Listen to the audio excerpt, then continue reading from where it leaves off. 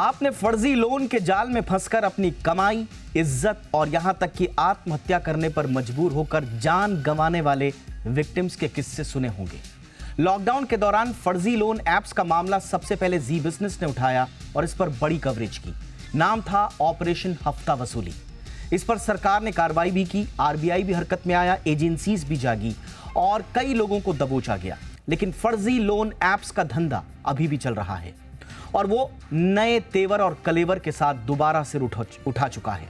जी हां, फर्जी loan app के पीछे के जालसाजों ने मोडस ऑपरेंडी बदल दी है।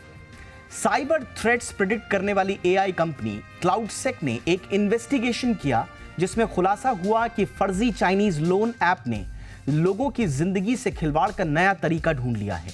बिना देर किए हुए बताते हैं कि क्या कहती है ये इन्वेस्टिगेशन। क्लाउडसेक के इन्वेस्टिगेशन के मुताबिक इस बार इन जालसाजों ने सहारा लिया है बैंकों के नाम का। ये सबसे पहले किसी चर्चित बैंक को चुनते हैं, फिर उससे मिलता जुलता हुआ नाम रख लेते हैं।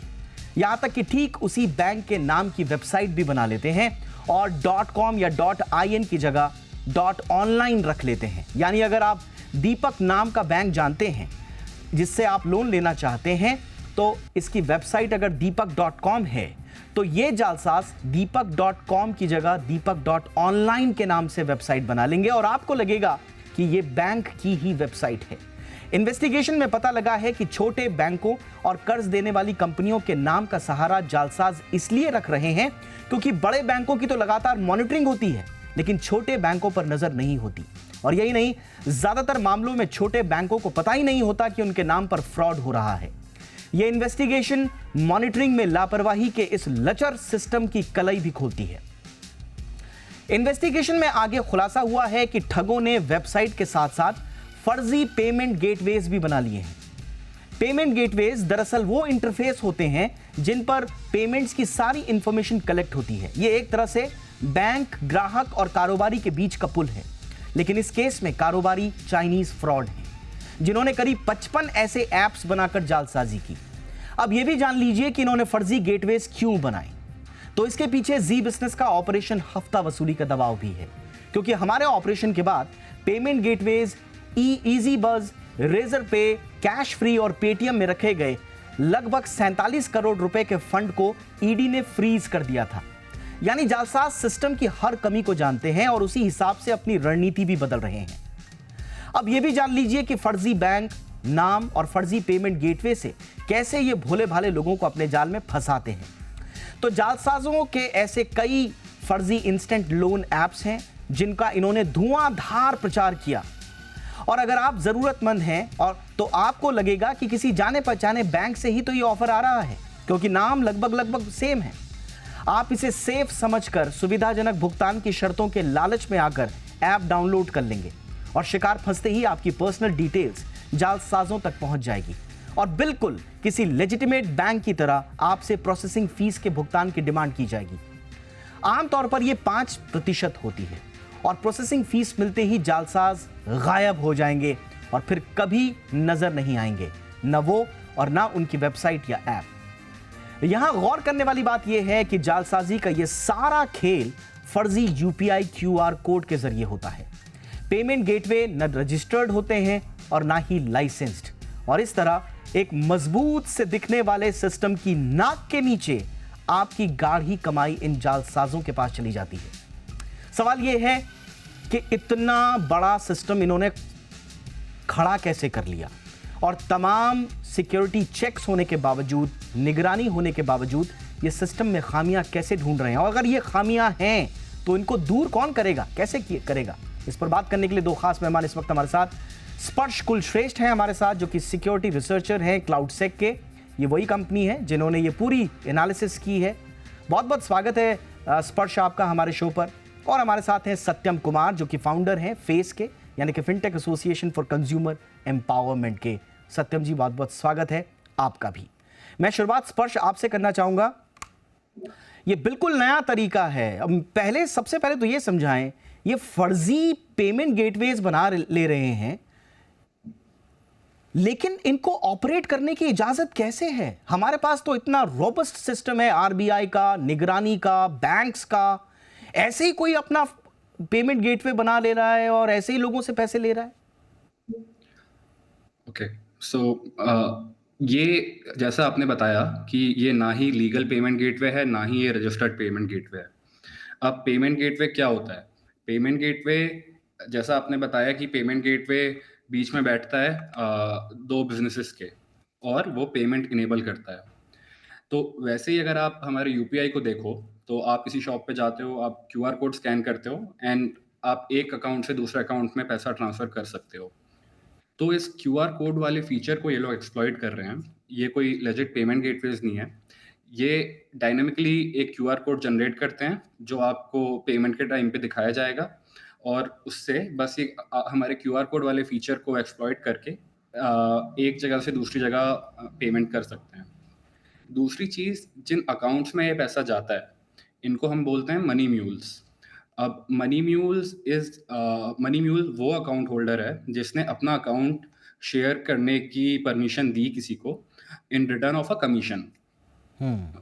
तो इन लोगों ने ऐसा नेटवर्क बनाया है जहां इनके पास लाखों में मनी म्यूल्स हैं। तो पैसा एक अकाउंट से दूसरे अकाउंट, दूसरे अकाउंट से तीसरे मनी म्यूल ओके, अकाउंट में जाके, यानी के मैंने मनी म्यूल्स की, यानी कि ऐसे लोगों की फौज खड़ी की हुई है जिनके खाते में ये सारा फर्जीवाड़े का पैसा जाएगा और वो ऐसा लगेगा कि बिल्कुल ये तो लेजिटिमेट है। और Exactly. ये मनी म्यूल्स कौन होते हैं और इनकी क्या कोई भर्ती होती है या इनको किस तरह से रिक्रूट किया जाता है? तो ज़्यादातर रिक्रूटमेंट टेलीग्राम चैनल्स के थ्रू होती है। मनी म्यूल्स बस वो इंसान है जिसको पैसे की ज़रूरत है, और जिस तरीके से ये इस जॉब को एडवर्टाइज करते हैं वो ऐसा है कि ये आपको बोलेंगे कि ये आपके लिए एक बहुत आसान साइड इनकम है। आपको घर बैठे बैठे कुछ नहीं करना है, आपको बस अपना अकाउंट हमारे साथ शेयर करना है, और आप घर बैठे बैठे डेली 2000 से 5000 रुपये कमा सकते हैं।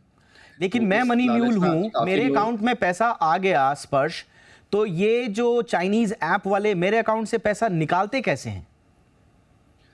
अब दो तरीके हैं पैसा निकालने के। पहला तरीका, आप फेस टू फेस मिल सकते हो इन डीलर से जो इंडिया में बैठते हैं। दूसरा तरीका है, आप अपने फ़ोन से जो फ़ोन नंबर एसोसिएटेड है, आप वो चेंज कर सकते हो, और अगर आपने वो फ़ोन नंबर चेंज कर दिया तो स्कैमर जहाँ कहीं भी बैठा है वो अपने फ़ोन में यूपीआई कॉन्फ़िगर कर सकता है।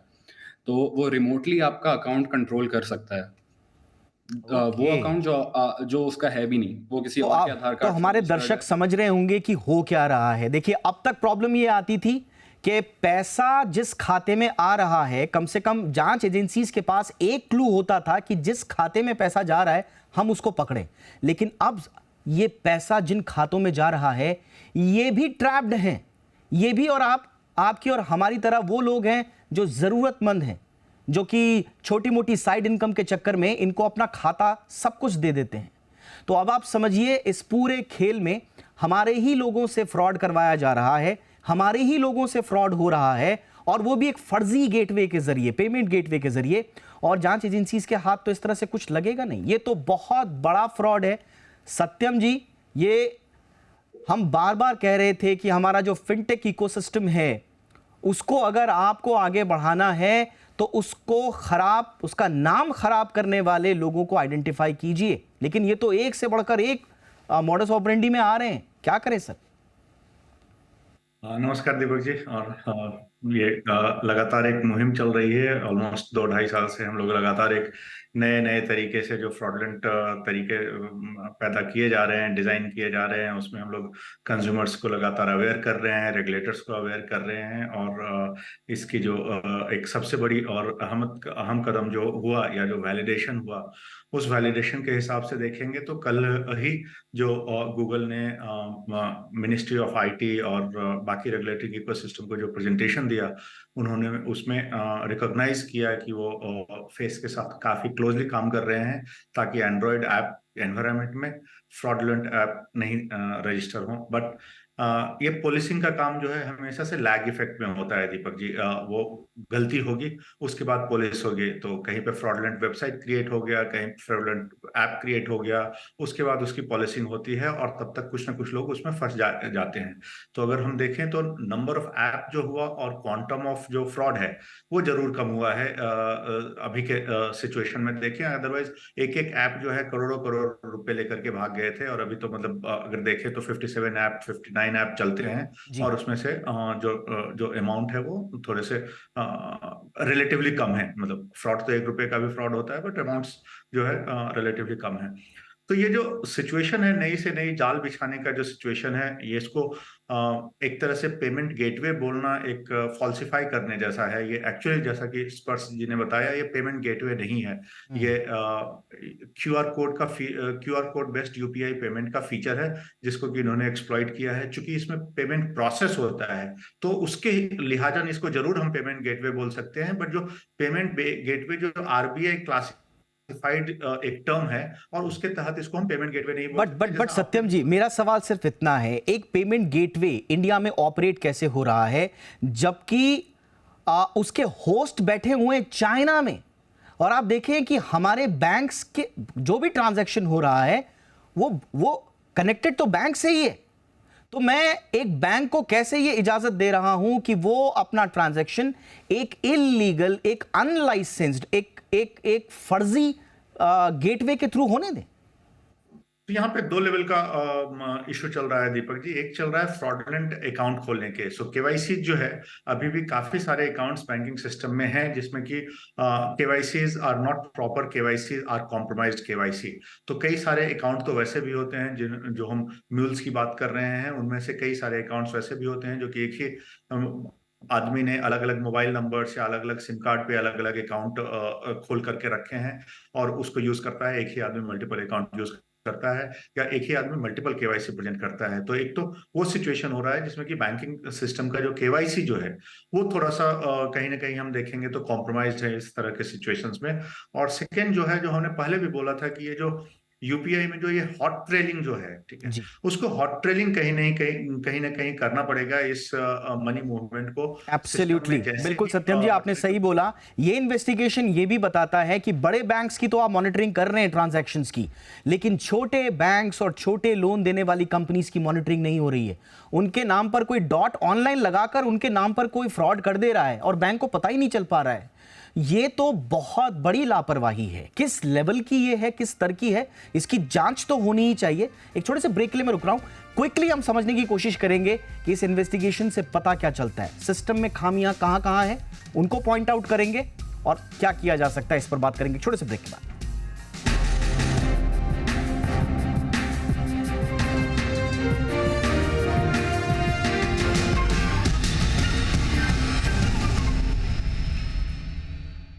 ब्रेक के बाद आपका स्वागत है। तो फर्जी लोन एप्स, उन्होंने अपने काम करने का तरीका बदल दिया है, ट्रैप नया बना लिया है, उसी पर हम बात कर रहे हैं। ये खुलासा जी बिजनेस पर आप देख रहे हैं।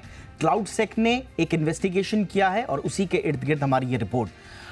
स्पर्श, हमें बताया गया है कि क्लाउडसेक ने ये रिपोर्ट सर्टेन के साथ साझा की है।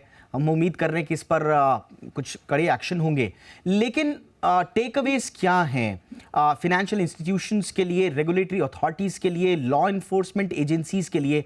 कहाँ कहाँ पर वो गैप हैं जो इन लोगों ने ढूंढ लिए, पकड़ लिए? So, law enforcement, government and financial entities के लिए टेक अवेज रहेंगे कि इनको विजिलेंट रहना पड़ेगा। They have to be proactive. इनको मॉनिटरिंग इम्प्रूव करनी पड़ेगी अपनी। And also this problem of money mules, ये हमको सॉल्व करनी होगी।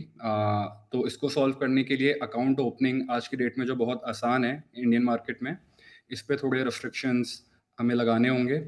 प्लस ऐसे ट्रांजैक्शंस को भी हमको मॉनिटर करना होगा।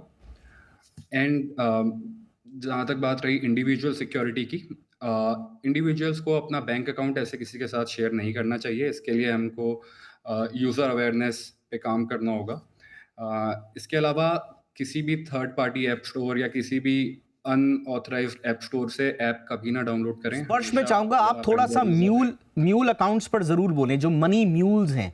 मैं इसलिए ये बार बार इस पे कह रहा हूं क्योंकि आज की डेट में आपके पास बहुत सारे मैसेजेस आते होंगे कि घर बैठे बैठे पैसे कमाइए, आपको सिर्फ 1-2 क्लिक करने हैं, या ये फलाना फलाना वर्क फ्रॉम होम करना है और आप पैसे कमा सकते हैं हर दिन 1000 रुपए, 1200 रुपए, 1500 रुपए।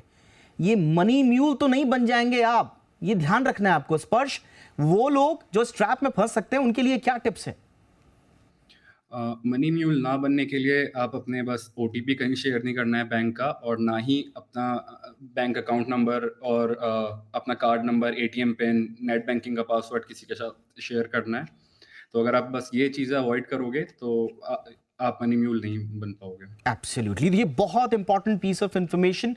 मनी म्यूल नहीं बनना है आपको, क्योंकि ये लोग हमारे ही यहां से फ्रॉड करके हमारे ही खातों से बिल्कुल लेजिटिमेट पैसा लगेगा। मेरे खाते में पैसा पड़ा हुआ होगा, अगर मैं मनी म्यूल हूं तो वो पूरा कानूनी पैसा होगा, बिल्कुल सही चैनल से आया हुआ होगा, लेकिन उसको निकाल कर पूरा का पूरा उसका एक तरह से पूरा संचालन अपने हाथ में लेकर ये लोग फ्रॉड को अंजाम में दे रहे हैं।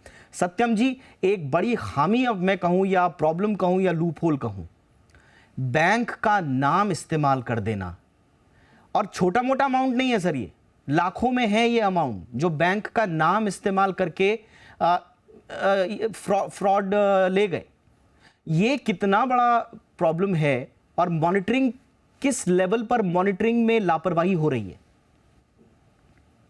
तो एक बहुत ही सीरियस चीज है दीपक जी, जो इसको कि हम जैसे कि अगर ऑनलाइन, अगर ई कॉमर्स पे आप कुछ सामान खरीदते हैं तो कई देखेंगे कि पोर्टल्स पे जूते हैं जो कि फेक बिक रहे हैं अलग अलग ब्रांड से।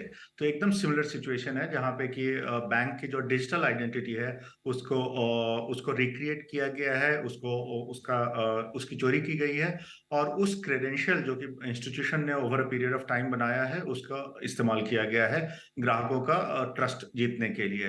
तो ये जो सिचुएशन है, इस सिचुएशन से जो पूरी की पूरी बैंकिंग सिस्टम है हम लोगों की जो है कॉस्ट बढ़ गई है, because we have to be very vigilant. हमें नहीं पता चलता है कि कहाँ